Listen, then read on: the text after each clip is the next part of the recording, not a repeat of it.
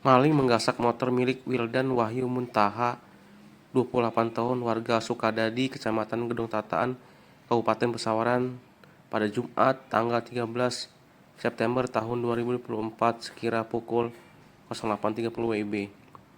Korban pencurian motor curanmor Wildan Wahyu Muntaha mengatakan dirinya kehilangan motor Honda New Vario 125 warna biru dengan nomor polisi BE 5943RU di garasi dekorasi di Jalan Pelita, Kelurahan Labuan Ratu, Kecamatan Labuan Ratu, Kota Bandar Lampung. Dirinya pada saat kejadian tersebut sedang berada di atas lantai 2, kemudian saat turun pada pagi hari pukul 08.30 dan akan membeli sarapan, motor sudah tidak ada di tempat parkiran atau di garasi motor. Dirinya datang ke garasi pada hari Rabu tanggal 11 September tahun 2024 malam sekira pukul 22.00 WIB. Motor miliknya tersebut diparkirkan di garasi berikut dengan 5 motor lainnya. Motor dirinya dikunci setang dan diarahkan ke kanan dan ditutup kontaknya.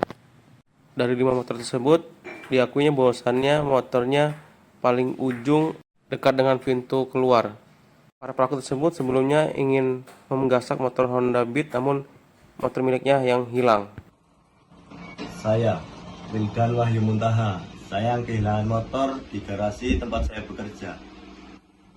Motor Vario 125 BE 5943RU di Jalan Pelita nomor 2, Labuan Ratu.